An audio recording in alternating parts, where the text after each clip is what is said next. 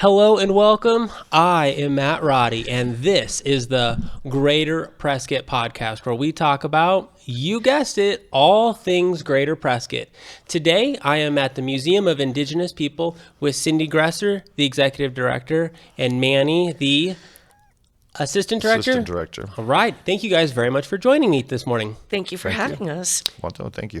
To kick it off, Cindy, what is the Museum of Indigenous People? Two big rock buildings and a terrible little building on Arizona Avenue. No, the Museum of Indigenous People is an institution dedicated to education. And primarily, we serve our mission, which is to instill understanding and respect for the indigenous cultures of the Southwest. We do that through a variety of methods, through special exhibits, our constantly changing exhibits within the museum, through classes, through lectures, and most recently through a wonderful guest artist series where we bring artists from all over the Southwest. And they come here on the weekends, Saturday and Sunday, they demonstrate their art, they sell their art. But more importantly, they interact with you, they talk with you, they chat with you, they tell you where they're from, they tell you about their culture, they tell you what's important to them, they introduce you to their family. Mm-hmm. And at the end of the weekend, hopefully a lot of our Prescott residents walk away with a really new friend. And that's the most awesome thing I think about our institution. We constantly seek to put people together. Because we believe that when you put people together, inherently you gain that understanding, and from understanding comes respect. And it's a beautiful thing to watch. I've been privileged to see that here in nearly 20 years of my association with the museum. Exactly what you just said is why I do the podcast, is to connect people, to create greater understanding. That's what I love. It's one thing to drive by the museum. Frankly, most people probably don't see it from Girdle or Sheldon Street. But even if you see the rock building, you don't really know what it's about. And even if you come in, you can get a good sense. But what you guys really want is to connect people to the story. Correct. And that's why what I have found. You know, you and I did a video when I was doing real estate, and it was really short. And what I told Manny before the podcast, it just was not near enough time to really flesh things out. And there you go. So that's why this is just a bit longer form, and that we can kind of get into the weeds, and we can really help people understand what it is that this is, but why? Why is it? Well, you know, there's deep, rich history that sometimes is overlooked in the main media. The history of our land goes back a lot further than a few hundred years. What a shock. Breaking news. Breaking news. Rich history right here in our local area goes back way over 10,000 years. Yeah. And so to constantly be focused on the here and now is a good thing. It's just a piece of the puzzle. But it's a piece of the puzzle. And we had an exhibit here a long time ago called The Piece of a Puzzle. Yeah. Anyway, but I guess always knowing the full history adds richness to the present. That's it. And that's why I love the pod. There you go. Great. I'm here. Kick it off, Manny. Where were you born and raised? What did you do when you were a kid? This is all to connect the dots to why you guys are here doing what you're doing and why you're passionate about it. Sure. I come from folks out of the Cherokee Nation in Oklahoma. And after World War II, grandparents on both sides were duped into moving out to California. Move to the city, we'll give you a job. Sell us your land. Yeah, that's a reoccurring story with Native people in it. So I was born in California. So between going back and forth to Bakersfield, and actually where I lived in the Bakersfield area was a place called, they refer to it as the Cherokee Strip, because so many Okies from either Cherokee or Choctaw nations ended up out there. And I would go back and forth and visit and live with my grandparents. and relatives back in Oklahoma, and then up in the Bay Area as well in, Oh, wow. in California. I went through school and whatnot. I joined the United States Army, spent 8 years in the Army, got out, used my Montgomery GI Bill to go to college, and I'm looking through the college paper, of what classes Yep. were available, and I'm looking at American Indian Studies, and I thought, well, heck, that's easy. Grandpa used to tell me Indian stories. This is going to be a breeze. I've got this. Right? That's instant A, right? Not thinking about the 578 other federally recognized tribes besides mine that I would need to know about. But I pushed through that and got my little degree. And then, of course, there is no use for that. I might as well have had a degree in underwater basket weaving, unless I was working for a museum Yep. or a tribe. I met my lovely wife while going to college. We were both part of the Native American Students Club. It's Okay. called the Indigenous Club. Where did you go to school? Part-time at De Anza College and then some time at San Jose State. Okay. And I like the Bay Area up there. It was kind of cool because you could drive 20 minutes one way and go snowboarding on Mount Hamilton, and drive 20 minutes the other way and go body surfing at Santa Cruz. Yes. I mean, it was same day. Oh, yeah. It was kind of cool, but really expensive. Very. My wife, being a lot smarter than me, which isn't saying much, had a fellowship to to continue her education, and she decided to come here to Arizona Okay. to go to ASU.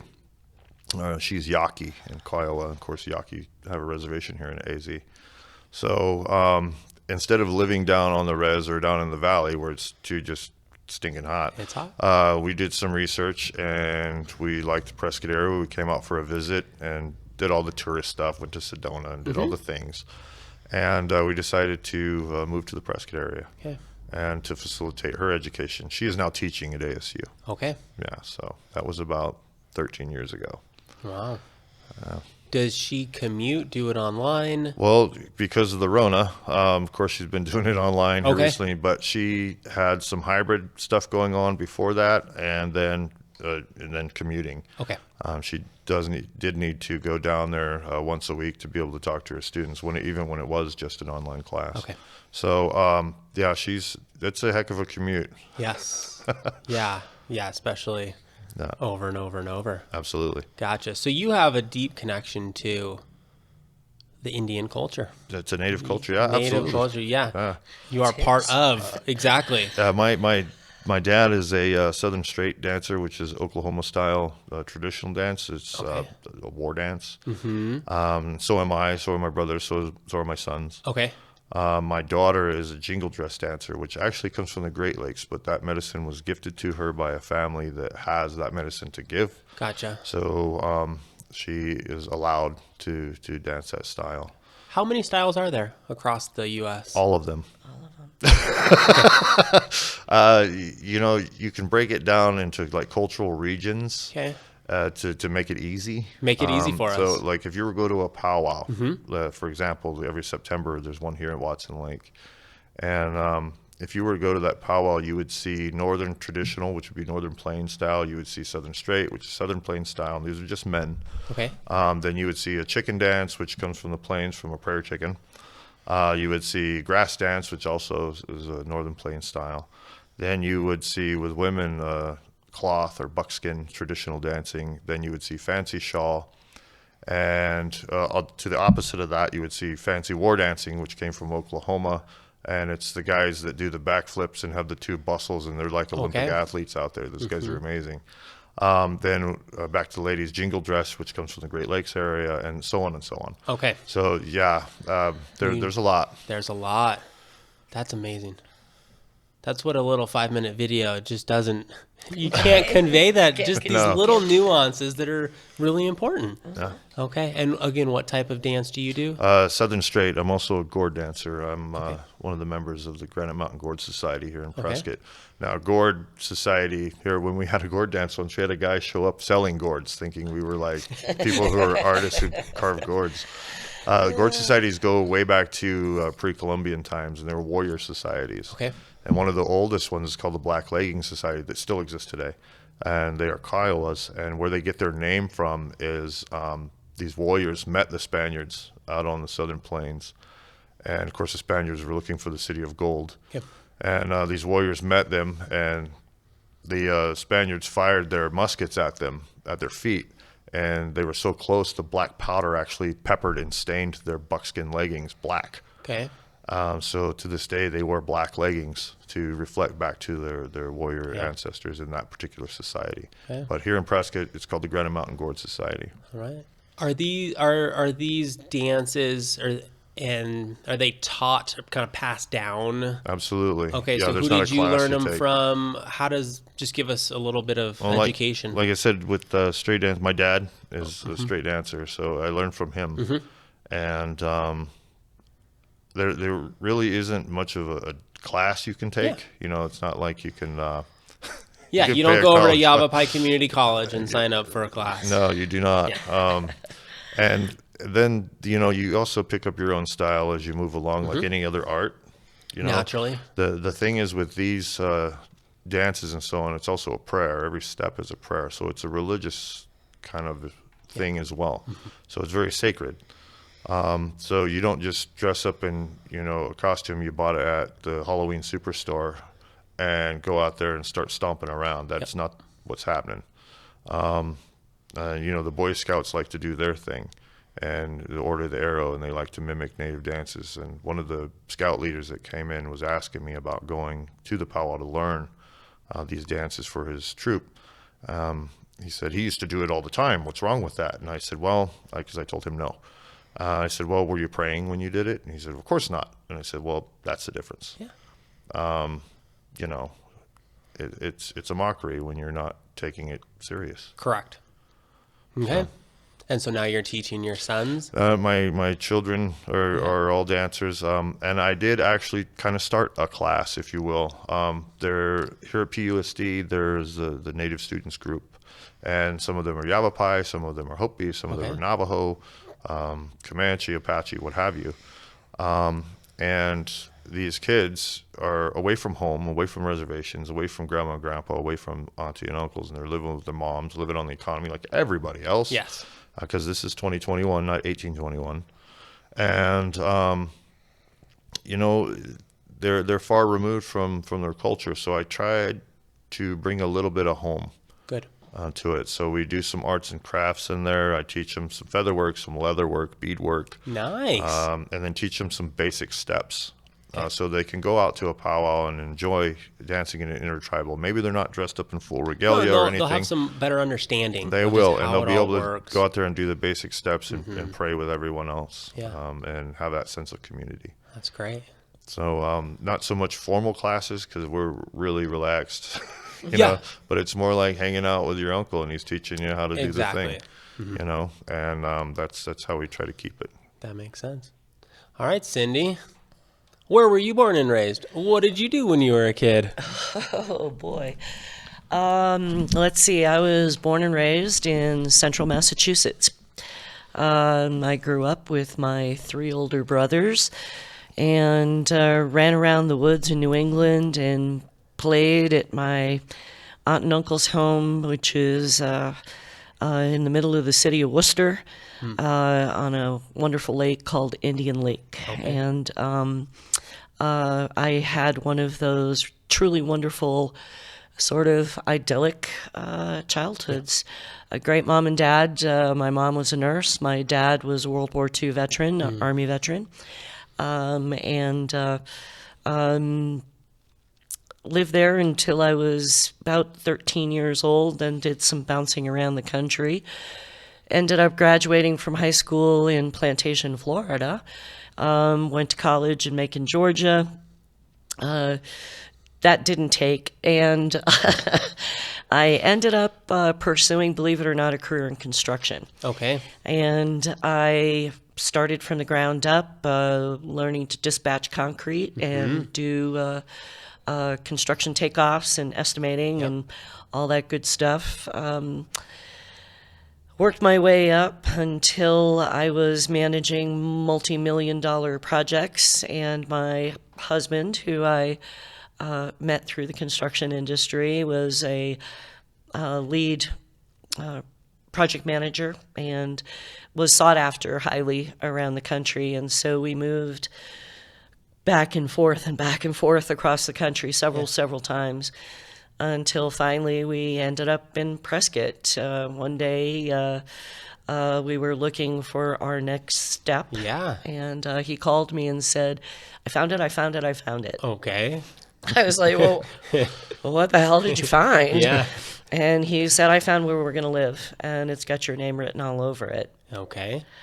So I said, well, buy a piece of property, because that's the way that works, Yep. you know. And so he came home and had bought a piece of property, and we ended up selling our house, our businesses, and packed it up and moved to Prescott. Okay. And When was that? That was 2001. Okay. And there's our phone. Yeah. And so we took about a year off, got to know the community, got to know the lay of the land, and just had a ton of fun cruising around in the Yes. Jeep and really loving life and playing golf and all that good stuff. Absolutely. And then we had to go back to work. So I had my general contractor's license. My husband and I both had our broker's license, and we did real estate and construction. And as realtors, we really believe that you needed to give back to your community. You know that feeling. Yes, I do. And so we both started getting our sort of volunteer jobs lined up. And as a longtime builder and contractor, he was totally fascinated by the buildings. And so he ended up as a volunteer here. And Here, here, where we're sitting. working Okay. right at that Yeah. actually right at that desk right there. Yeah. And he came home and he said, you've got to get involved. And I was like, no, I'm doing I'm busy. the Chino Valley Lions Club, and I'm doing the League of Women Voters, and I'm cooking at the Moose Lodge, and I like what I'm doing, and leave me alone. And then he came home again, and he said, no, they want to have a fundraiser, and I know you know how to do this. Yeah. And besides, you can make a difference there. And I was like, what? He said, just, you need to go there. Yeah. You need to find out about this place. And so I did. And I came and met the director at that time, who was a young man named J.T. Tanus. Okay. And he had some vision, and he wanted to change things, but things were going slow. And it was still called the Smoke-Eye Museum. And about 3 years later, I found myself as the president of the board of trustees. Yep. And we rewrote the mission statement, and a whole lot of changes have taken place since that time. And it has been a passion and a mission of mine throughout my real estate career. And then finally in 2009, I turned 50 years old, and I was like, I am done with real estate. And I was successful. I enjoyed it, all of that good stuff, but I was just done with Yeah, it. you're ready to move on. And I was ready to follow passion. And so I became, at first, sort of a business manager, and then stepped in as executive director. Okay. And that was over 12 years ago. Okay. What was it about at that time called the Smoke-Eye Museum that just it plucked a heartstring of yours? I really did not know the full Smoke-Eye story. And I honestly believe that I was starting to organize this fundraiser for a Native museum. And my brother, who had by then moved to Tucson, had worked for the Navajo Nation as a home health care provider. My sister-in-law was the director of Indian Health Services for 3 years in Kayenta. And I had started to become educated about the deplorable conditions on Native lands. And then I came here and witnessed it. Right. And we were shocked, my husband and I, the first time we drove through Navajo. And both of us were like, why? Why, in a country so rich, are our original people living this way? And if it's the way they want, if that's because they want to live that way, right on. But to see people suffering and to see people having to haul water 3 hours so that their children can take a bath, you know, those things just did not seem right. And then there was a wonderful educator here by the name of Goody Berquist, and he taught about the Smoke-Eye people. And while I totally get it, had I lived in Prescott in 1959, would I have been a member of the Smoke-Eye? You betcha. Yeah. Because I have empathy for Native people, because I want to see things better for them. But Smoke-Eye at that time was the only outlet here in town that even offered some vestige of respect for them. And so, do I appreciate what they did? Do I condone what they did as far as the replication of Native ceremony? Absolutely not. But I understand it. I understand that within history, that was the attitude of the populace. And so unless you dive deep, unless you really get to the bottom of it, you don't know that. And the surface looks pretty. And a lot of times the surface is the only thing we get to look at. Right. So, you know, it became one of those things where that's the past, and we can recognize it, look at it, learn from it, but we don't always have to live in it. We can move forward from it. We can make this a better place. We can learn from that, and we can really achieve what it is that those people wanted. And when the Smoke-Eye people turned over the assets, these buildings, these cultural resource materials that we have here, specifically in their deed of transfer, they said that they were charging the Smoke-Eye Museum Incorporated to establish a historic, anthropological, and archaeological museum. And what have we done? We have finally been able to add that ethnological piece by bringing contemporary culture, contemporary Native culture to this space and present it authentically. And so, yeah, all of that, all that added up. Yeah. And maybe because of my real estate career, and maybe because of my construction career, because I learned how to put pieces together, and I learned how to hold people together. Because, you know, that construction process of whether it's 3 months or 6 months or 9 months, you've got a person or a family or two people that are just going ballistic because their home isn't done yet. Yep.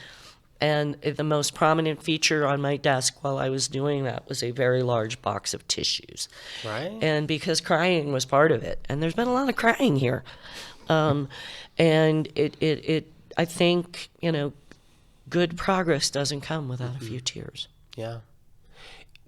Give people an idea of the stuff that you have worked through. What was it that caused a lot of the tears years ago, decades ago, that you have begun to not just sweep under the rug necessarily, but to bring light of and to move on in a, I don't know, an open, authentic, genuine, real way? Smoke-Eye had 70 plus, and actually, excuse me, this is the year. Smoke-Eye had 100 years of history in this town. Okay. This year. Prescott's only been here as a city for 150 years. So 100 years of history, again, we're not trying to erase it, but a lot of those people that were so connected to that organization here in town feel like we are slighting them. And I am not in any way. I'm going to look into the camera right now and speak closely to the microphone. We are working really hard with the National Endowment of the Humanities to protect your story, because we feel it is that valuable. Hundreds of hours are being spent, thousands and thousands of dollars by this institution to try to ensure that that happens. Yep. Real deal. Okay? Right. Nothing happens quickly. It takes time and a lot of effort. And when you're dealing with people in Washington, D.C. and New York City and the East Coast in general, and you try to explain this story, when they write back to you and they read your grant proposal, they tell you you're racist and a bigot because you want to preserve this ugly history. Wow. And what we say is, on the surface, it looks ugly. Scratch deeper, scratch deeper. You've only given me 1,000 words. Yeah. You know, they also fed people when they were hungry. Barry Goldwater flew food out to the Navajos during the worst famines you can possibly imagine. And Barry Goldwater was part of this organization. When people couldn't pay their electric bills, when people were being forced out of their homes, the Smoke Eye came to their rescue. Kate Cory, whose paintings are across the back wall, gave away houses at the end of her life. Good things came from the organization too. However, it was disrespectful by its very nature to the people that we serve, and that is the Native people of the Southwest. So, tears. We also have fought through people that just, other than the Smoke Eye people, that did not want to see us move in a forward and future direction. You gotta break some eggs to make a cake. You sure do. And some people just were not willing to let go of little niches within our organization that they felt they owned. And this organization belongs to no one but the public at large. And so hard decisions were made, and I believe that we have moved forward in such a wonderful way. And I gotta say, our community and the Native people have just so rallied around us since our name change that the few people that decry what we did, they can have their say on Facebook. Go right ahead. But we really feel we've done the best thing for this institution. Right. Thank you for sharing all that. Sorry, was I too wordy? No, that's great. No, that's the point of this long format, is that people, usually it is not this deep in a sense. However, it gives people the opportunity to explain themselves and set the context. And in our day and age, when you read a post on Facebook, it has no context. Correct. You just cannot answer things in 60 seconds. That's not how it works. And frankly, this isn't long enough to answer. You know what I mean? Like, there's just even more to it. True. Oh, there is a lot more to it. Speak to the name change. Okay. What did it used to be? What is it now? And how come? The Smoke Eye Museum. The Smoke Eye Museum was just what it sounded like. It was a museum about the Smoke Eye people. When Cindy came on board about 20 years ago and got involved with the museum, they used to have a lot of their costumes, because that's what they were. They were theatrical in nature. They were not genuine. For their burlesque style performances that they would sell tickets to. They were hung on the walls and alongside of authentic, what we call now cultural resource material. We don't like to call a collection that imbues possession. This is mine. This is my collection. Cultural resource material. Who does this stuff really genuinely belong to? The people. Yep. It belongs to the people. So anyhow, they had their costume artifacts mixed in with the real ones, and to perpetuate the theatrical backstory that they were a tribe. And you know, when the Smoke Eye would do their thing, that once they donned their costumes and their red paint, that they got from Max Factor of Hollywood, by the way, they would no longer go by their own name, and they wouldn't tell you what their name was for real, and they'd go by their Smoke Eye name. So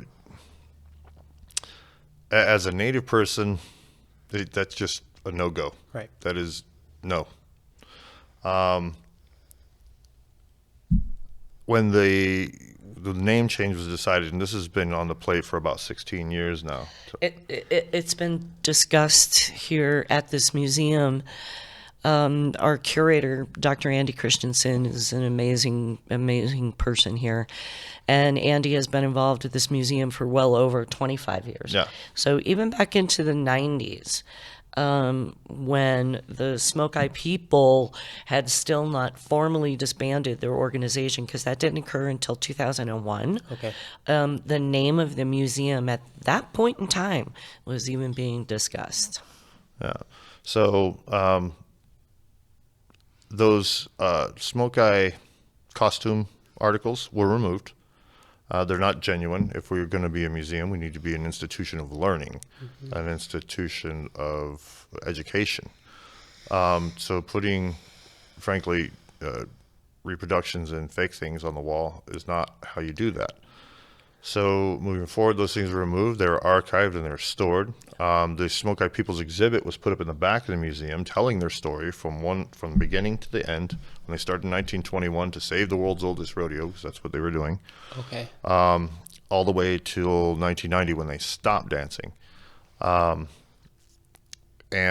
then now that exhibit has been removed and will be reinstalled with more of their costuming articles that have been put away for now. Yeah. But everything in the museum today is authentically indigenous. Okay. It is from the Native people of this area and a little bit more from beyond. With one exception. Yeah, with Kate Cory's paintings. With a couple, yeah, I should say with a couple of exceptions. Yeah. There were very notable painters here in town that sought to authentically, respectfully paint indigenous people.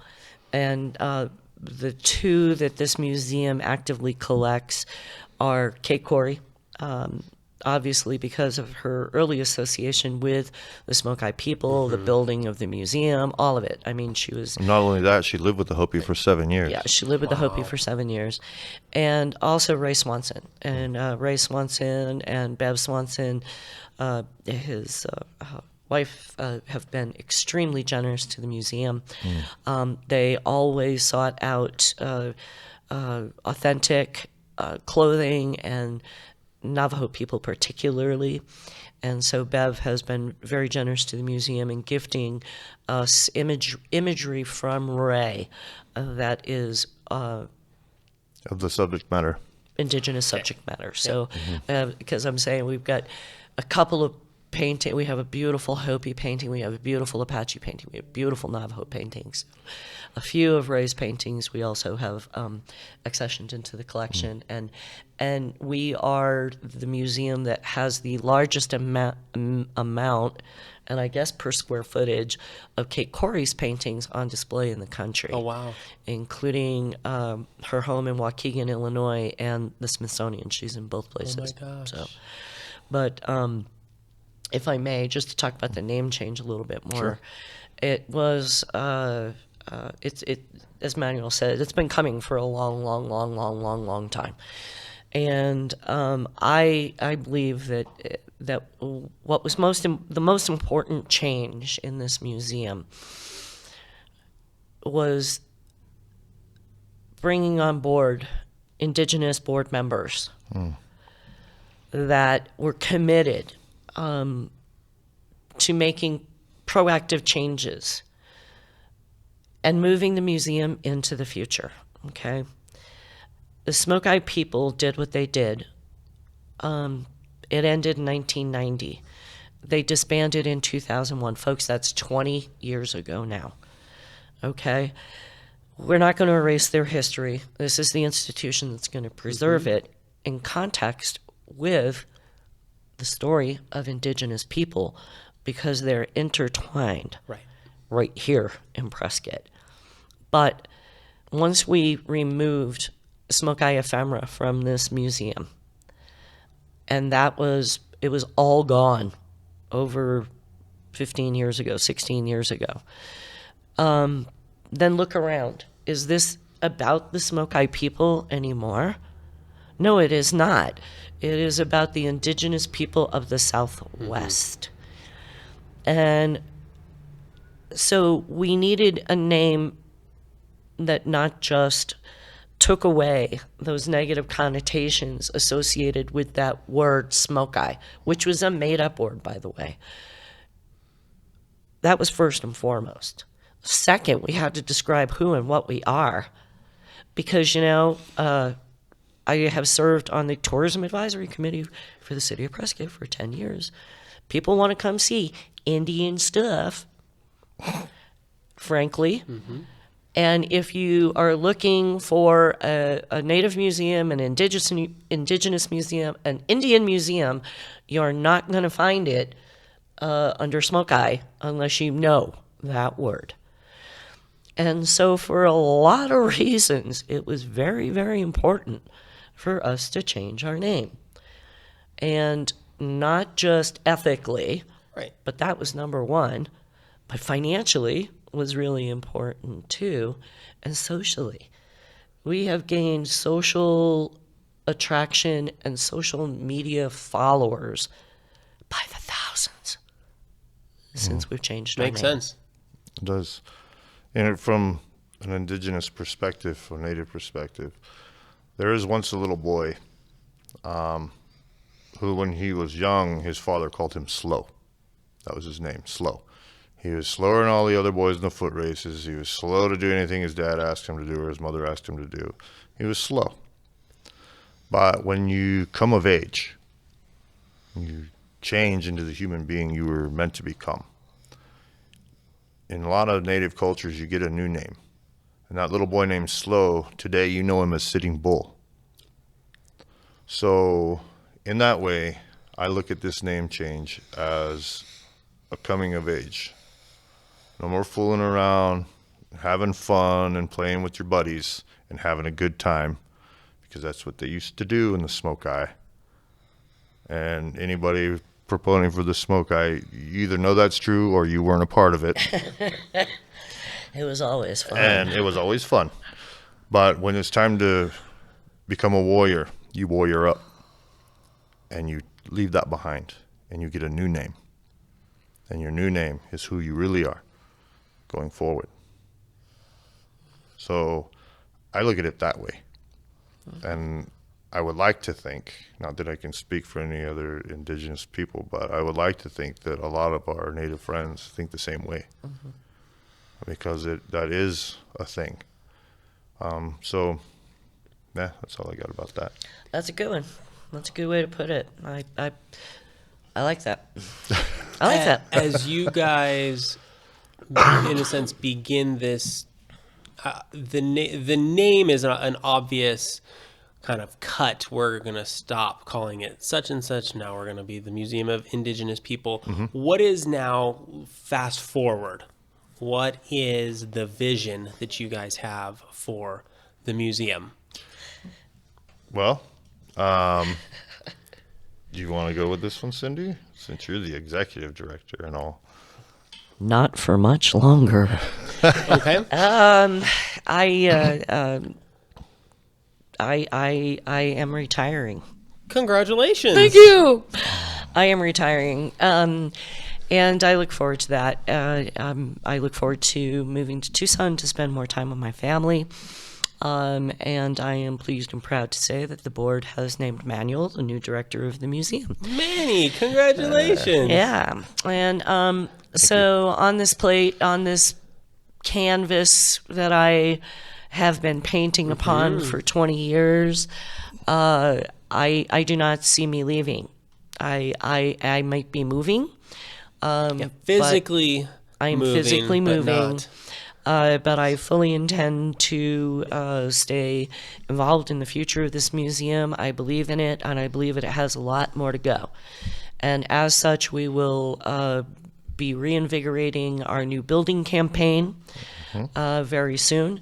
And I really, really hope within a year to 3 years, we see that little terrible building that was built in 1965 with power to my office run via an extension cord, with a very leaky roof and a very precious collection inside of it, demolished. And I see a beautiful new 2-story building going in between those buildings with handicap accessibility, I should say, all accessibility to the street, to the back, with an expansive area to store our cultural resource material.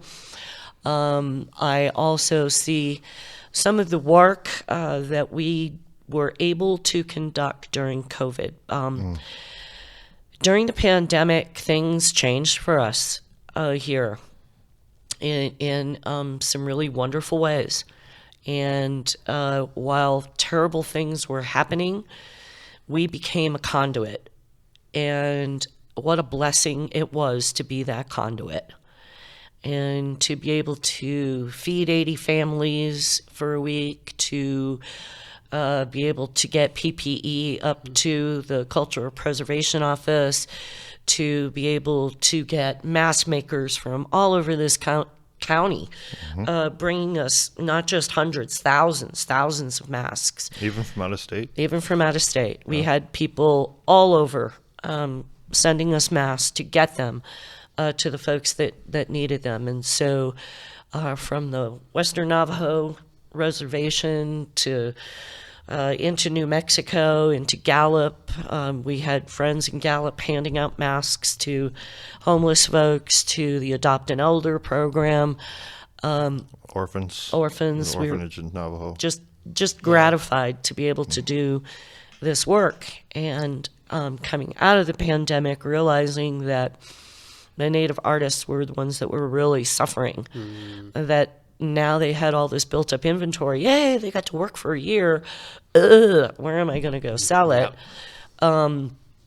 Being able to offer opportunities that really, I think, gave them a great chance to raise fast income at a very difficult time was again very gratifying. Absolutely. And completely, these needs were completely met by our community. Yep. So thank you to the folks right here in Prescott. Yep. And you know who you are. Yeah. And it's the families that we see, and other guest artists supporting other guest artists. And heck, we had half a village of Shanopavi here, I think, for Jennifer Joseph.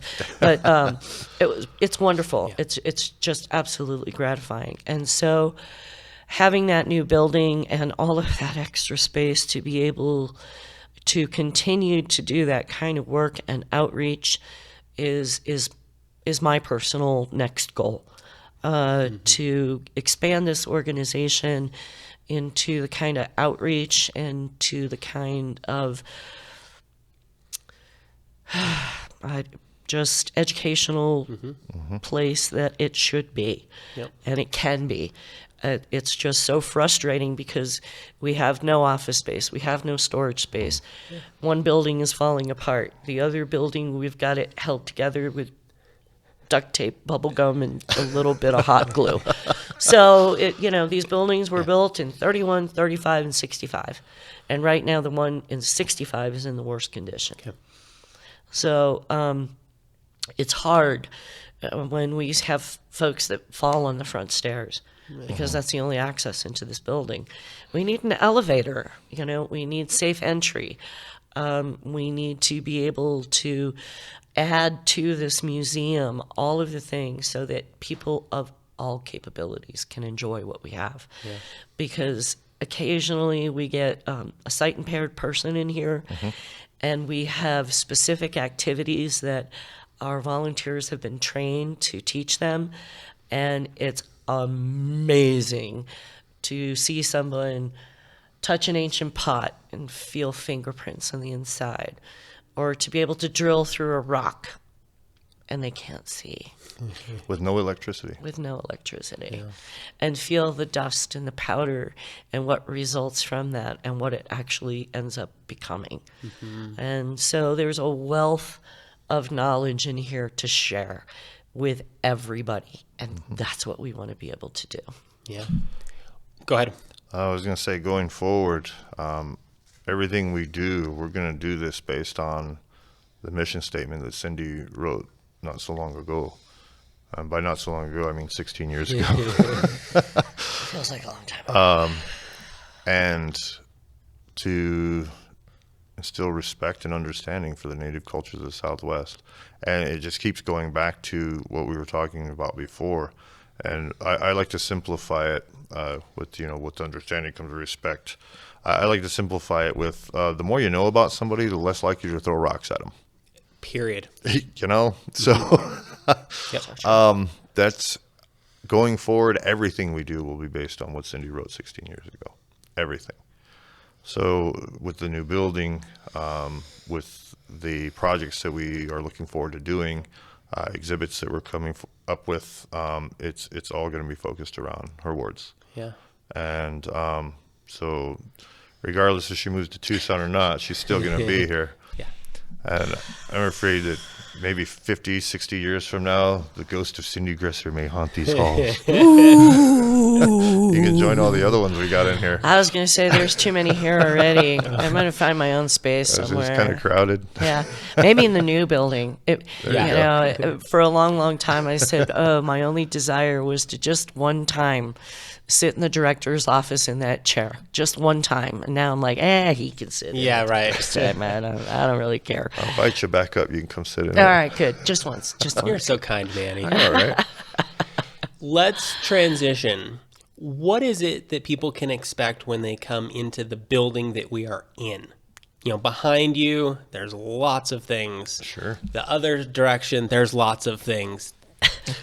The first thing that folks usually notice is, well, obviously the exterior of the building, and it's like, wow, what is that?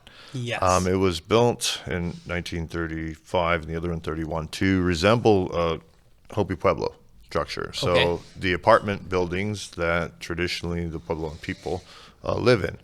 The interior is built a little more to resemble a plaza. Included a space that the Smokai used to call a kiva, and the first thing that our native advisors told us to do from Hopi was stop calling that a kiva.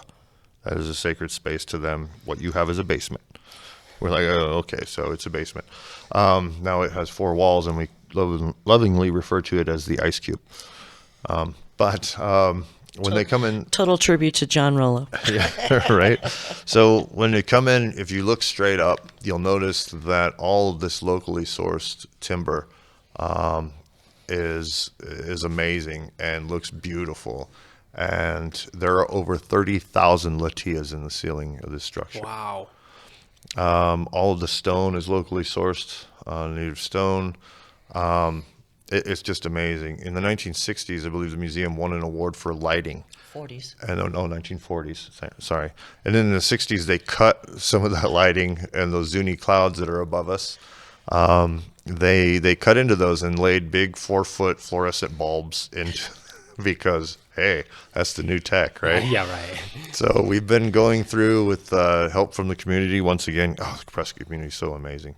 Help from the community once again, donations, and converting all of these old fluorescents into LEDs. Okay. So we're making better the preservation of our cultural resource material because LEDs don't put off UV. Right. But we're also making smaller our carbon footprint. So we're spending less money on electricity. We're spending less money on and resources on these just lighting the museum. Mm-hmm. So it's been a process, but we're getting there. And we have some Zuni elders that are going to help us reconstruct these Zuni clouds in proper colors and proper shapes and things. So we're Yeah.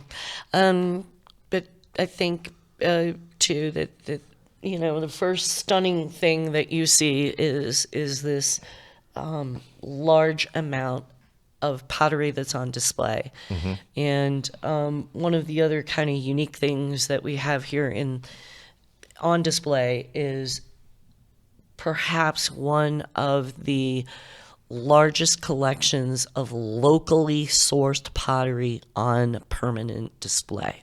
Mm-hmm. A lot of times you go in and there'll be pot, pot, pot, pot, pot. And we know why, and we understand why. However, this area was just a massive trade. And when you look at all of these different types of pottery, then you say, holy mackerel, this was coming from New Mexico and this was coming here, and why is this icky? And you go out and say, go look at the clay that you take out of Watson and Willow Lake. And if you try to work with that clay, you will find out how incredibly talented our local potters were.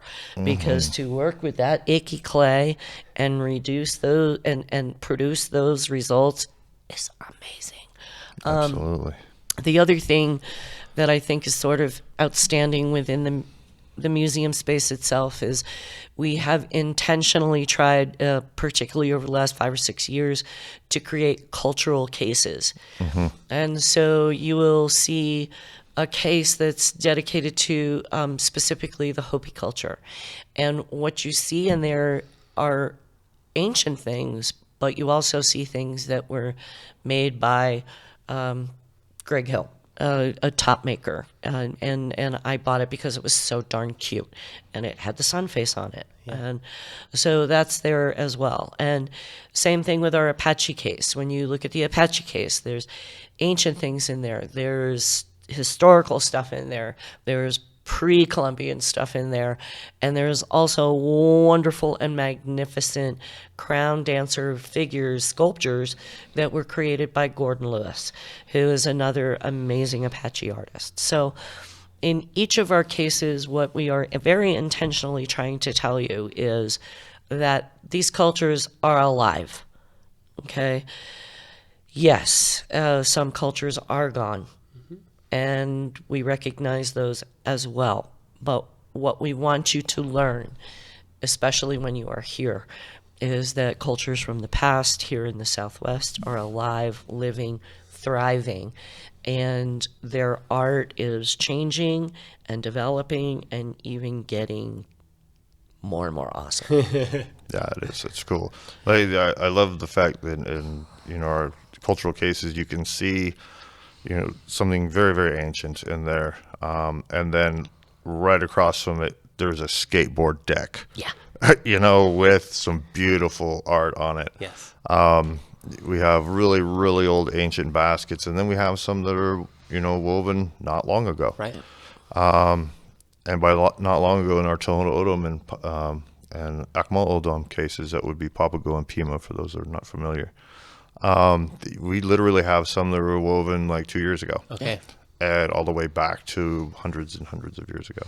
So it's pretty cool stuff. It's cool stuff. Yeah. And then we've got, specialty cases like that one over there, which is full of dolls. And those are Hopi dolls. Those are Zuni dolls. Those are many different dolls. Some of them are extremely old, and some of them, very, very contemporary. new. Yeah. Very contemporary. Our jewelry case is particularly useful when we have kids in here. Love to show them the jewelry case, love to take them in the back, show them how to drill rocks. Yes. And then they come back out and realize, oh my goodness. That necklace has 2,700 blah, blah, blah Yeah, beads yeah. on Blah, it. blah, blah, And blah. I just made a tiny hole, and it Yeah. took And me a it long took time. me a long time. And how did that really happen? And Those moments are priceless. Absolutely. Even we all still have these moments that we realize, oh my gosh, it took that to make that or to do that. It's special. It is. And, that sort of thing gives you an appreciation to when you're going to go shop with a native artist and you're picking up this string of beads and you're like, wow, I don't want to pay $60 for this. But then you do that and you realize how much work went into creating that. You would be paying $120. Yeah. Yes. Sometimes you go to you're not charging enough. Exactly. But they want to. I just want to sell it. It's like, Grandma, you put too much work into that. You need to off. Yeah. Yeah. That's really neat. Yep. Okay. Anything else about the experience before we transition? The experience Of coming in here. Oh. We, as far as non-natives go, those are the things I think that you first notice. But there is a lot to take in when you walk in there, because you see the stone buildings. What is that? And you come in and it opens up and there's all this fabulous stuff all around you. A lot of people don't even realize they were supposed to check in at the front desk. Because they just start wandering and they're like, Yes. wow. But as Native people, we had a lot of Puebloan people come in here, whether they be from Acoma or Hopi or Zuni or whatever. They come in and look around and say, okay, and look around inside and say, wow, this is just like home. This feels like home. Feels like home. Could there be a better compliment? I was going to No, say there that's can't. that's Not with what we're doing here. That's the best compliment you could possibly get. Yeah. The other thing I would only say to anybody that comes in is that if you see something that is of particular interest to you, ask our volunteers. There are a million stories in this space. Oh, yeah. You know, do you want to learn about Kate Cory?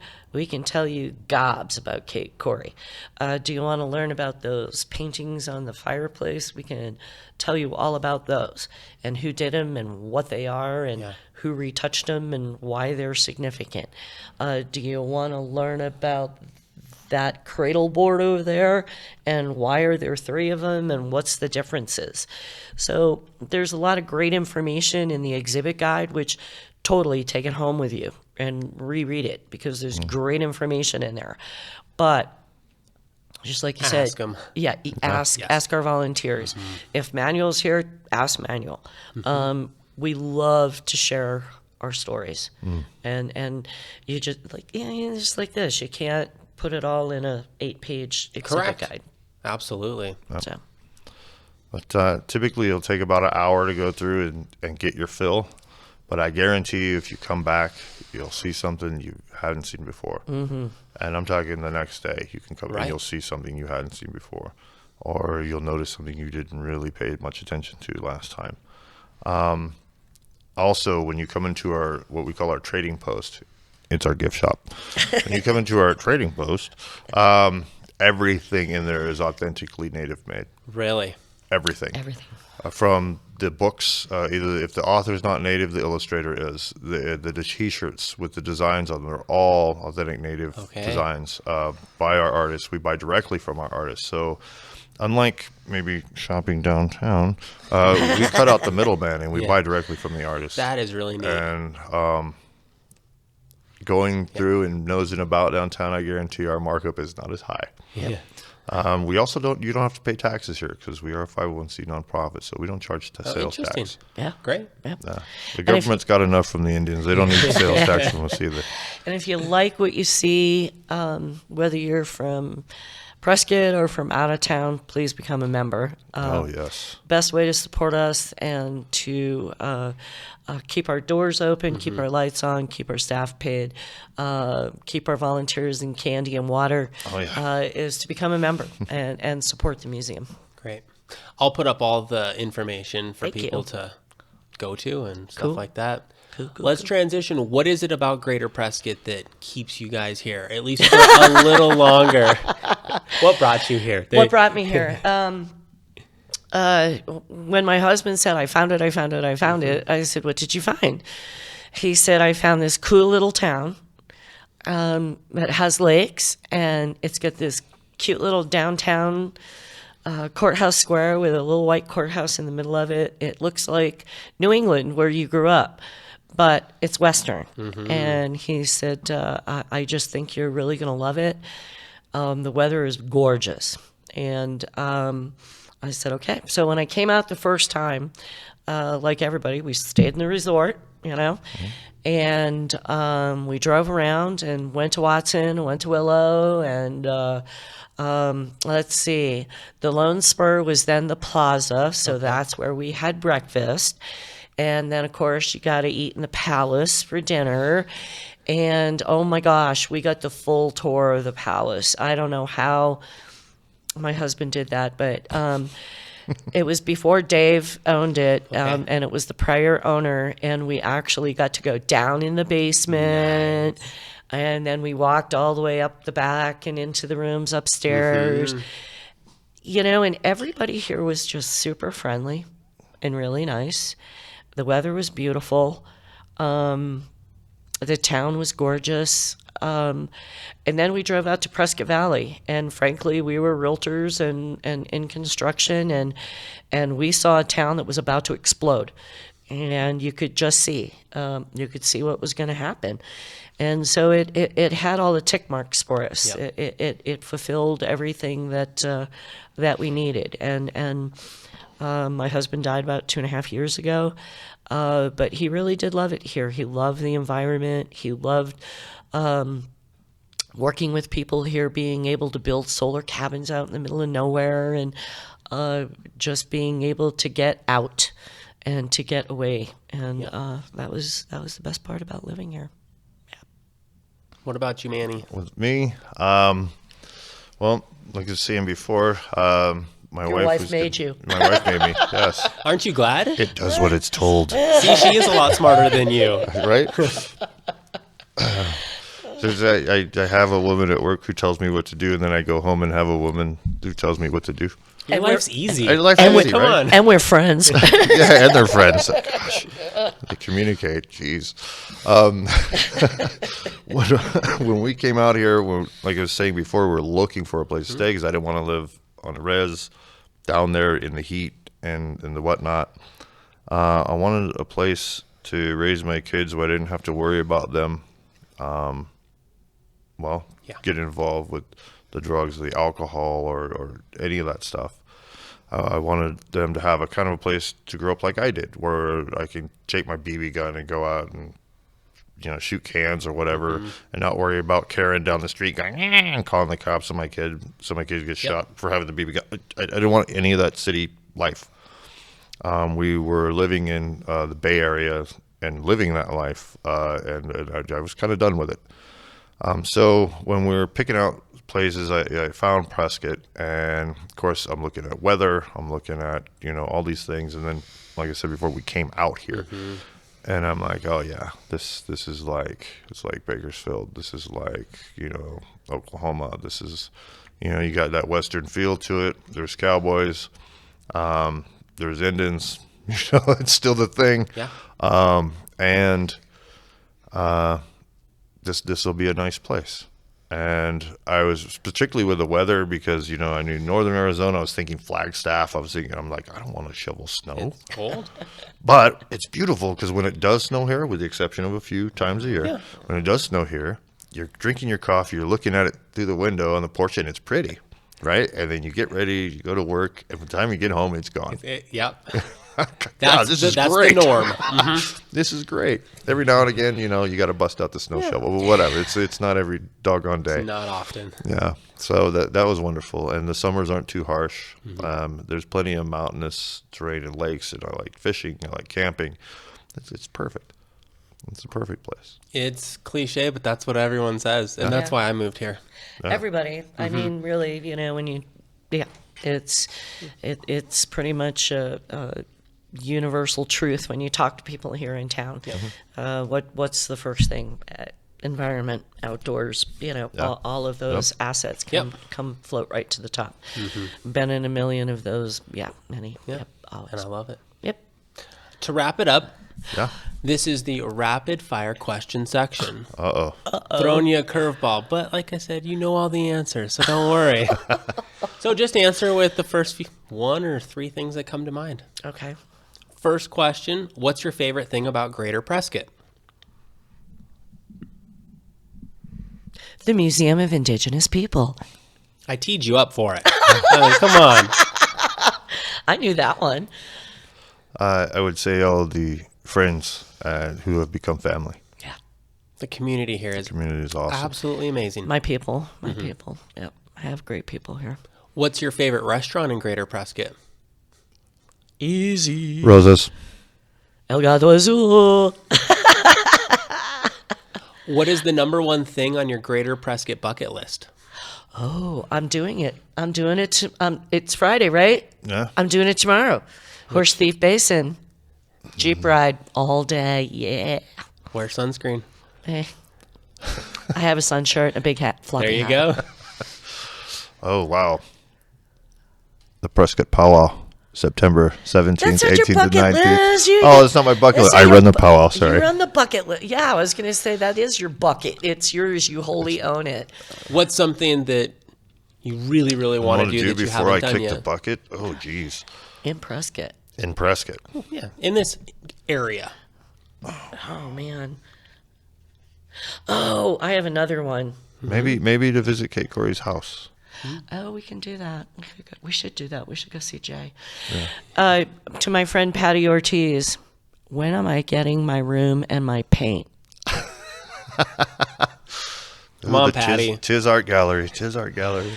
Patty Ortiz, who does Steps for Kids and Tis Art Gallery. And as you know, we've done Journeys in Spirit with them for years. And it's been just a wonderful, wonderful relationship. But Patty is a wonderful friend. And for years, I keep telling her, I need a small, tiny room and every primary paint. And I just want to go crazy. Anyway. All right. I like it. What is your favorite artifact that you have in the museum right now? Favorite artifact of all. I can tell you my favorite piece of pottery. Yeah.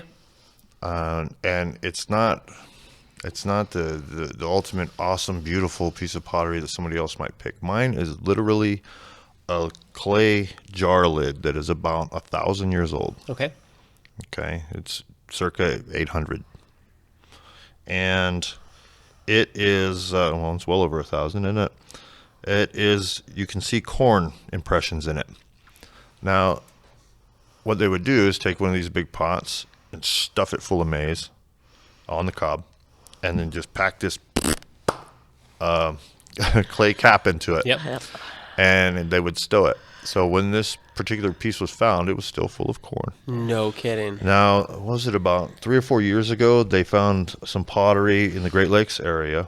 They pulled this pottery up out of the ground, and it was full of these squash seeds. Now, this particular squash hadn't been around for like 700 years. Oh, yeah. That was in that. Yeah. And they germinated the seeds. Yeah. And now we have this squash that hasn't been around for No kidding. Yeah, I think they did over in the Verde Valley too, at Did the they? Verde Valley Archaeological Center, whatever the name of that is. There's something over there too that they found. It's like recently. super awesome prehistoric Tupperware. Tupperware. That is amazing. But, Tupperware nowadays sucks because after 2 weeks, you got the science experiment going on in there in your fridge, right? Yes. But this stuff is still viable. Yeah. Amazing. Mine is right there, and those are the mountain sheep and ram's heads effigies that were found at the fairgrounds and rescued by Grace Sparks, and they are very, very interesting. I've written an article about them. Above all, I wish we could get a very large grant. It would take a very large grant or Mysteries at the Museum. If you see this podcast, anyway, they were very fascinating, and there's very limited information on them. Malcolm Barrett wrote 2 pages and a very small publication about them, and we just don't know enough about them, and I would love to learn more. So they're related to hunting, they're related to Orion, they're related to a lot of different things. The Yavapai have stories, and I just wish we could learn what their purpose were, how they were regarded, and what they were a part of. But that may be all lost to history, but I would sure at least like to know where the stone is from, because they are jet black. They look brown like everything else here, but they are black. Interesting. They also have magnetic properties. You can hold a magnet directly over their head on a string, and you can pull the string to one side, and the magnet will just sit there. Yeah. Or you could take a quartz crystal on a string and hang it over it, and it'll start spinning one way or the other. Yeah. Mysterious. They are a mystery at the museum. I love it. It's funny how mystery, like, it draws us in. I want to know more. Yeah. I want to know more. So if anybody is willing to fund a research grant out there, that would be fabulous. Yeah, we could use the money. We got something really cool. Next question. What are 3 words to describe living in Greater Prescott? Fun, beautiful, love. Sorry, I have kids, so we watch a lot of cartoons. Everything is awesome. Don't do it. Yeah, it's in your head, right? Yeah. It will be. Oh my gosh. Yeah, That's 3 words. yeah, that's it. I love it. Everything is awesome. Okay. If you weren't the executive director and you weren't the upcoming executive director of the Museum of Indigenous People, what type of work would you guys be doing? I know what I want to do in my retirement. I want to become Grandma Moses. I want to be a famous artist in my retirement, but I don't think that's going to happen. But I'm going to try. Give it a shot. I'm going to give it a shot. Give it a shot. So, what would I like to do, or what would I actually be doing? What would you like to do? What would I like to do? I would like to hit the powwow trail professionally on an RV, a really nice one. Yeah. The $200,000 sharp one. Yeah, and then just travel around the country, going from one powwow to the next, and hopefully winning enough contest money to put gas in my RV to hit the next powwow. That's the life. Right? Oh That'd my be fun. gosh. Traveling the country, doing what you love. Yeah. Yeah. But one, my wife wouldn't tolerate it, and my kids would probably go insane, but I'd love it. Last question for you guys. What's your favorite summer activity in Greater Prescott? Ooh. Actually, mine is hiking, going to the lake, fishing. My family really enjoys that. Some days in the summer, we'll just pack up a picnic, or not even pack one up. We'll stop at Fry's on the way out to one of the lakes, grab some ciabatta bread and some, charcuterie type stuff, cheese and meats. My wife will usually grab a nice bottle of wine and then, of course, soda pops and water and stuff. And then we'll just go find a place, throw down a blanket, and have a picnic. Yeah. That's fun. That's what this area is all about. Yeah. My family is much the same. Yeah. Yeah. That's What about you, Cindy? That's what I'm doing tomorrow. And it's been a while since I've been able to do that for a lot of different reasons. But just getting out into the middle of nowhere and just chilling in nature is absolutely my favorite thing to do. Yeah. Like I said, I just hope within a couple of years to be adding a paintbrush and do that activity. One of the things about Greater Prescott that is so easy to do is get out of town into the middle of nowhere. It's just amazing, and the topography may be completely different.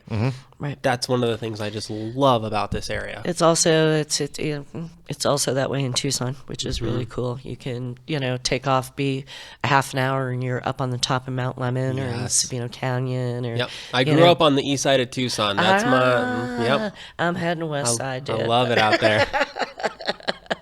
But that's I think that's really kind of the most wonderful thing about Arizona. And folks on the East Coast don't understand the amount of vacant land. And I say vacant land, but it's BLM, it's state, it's not populated it's native land. Yes. But we are so fortunate in this state to have such a small percentage of privately held land so that we can get out and really enjoy backcountry and get out You there. can't explain it until you experience it. Correct. I've experienced the same thing. You tell people, but until they're here and they do it, Yeah. they just don't get it. Yeah, I once lived in a neighborhood and they said, "Oh, we're going to put a green belt around the neighborhood." And I went, "Oh, cool. How wide is that going to be?" And they're like, 10 feet. Yeah, I'm like, that's not a green belt. Come on, guys. yeah. One more question. Okay. What is one question you have for me? Ooh. How much editing are you going to do to make me sound smarter? Not doing any. Oh, Not doing any. bummer. I don't get paid for that. Who is the most interesting person that you've ever had the opportunity to interview and podcast with? I shared with you before the podcast, I interviewed a gentleman named Tom. He's in his mid-70s. He is a retired DEA special agent. So he traveled the world going after Bad guys. well-known drug cartel people. And he just literally, if something happened, he'd be on a flight going down to South America, and he'd be down there, and however long it takes, and he'd be going after some guy, and that was his life all over the globe. Crazy. And I said, bless your heart. I'm glad that there's people like you doing this crazy, we probably stuff. We probably should compare notes about the 70s in South Florida.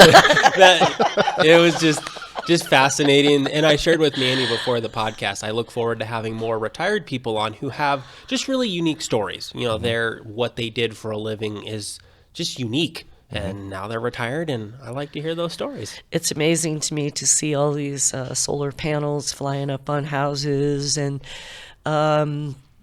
people touting off the grid because when we moved to Yavapai County and we started building solar homes up in the Juniper Wood Ranch area, one of the plan reviewers actually, after 3 submissions, told me that she needed additional details regarding the power source for the property.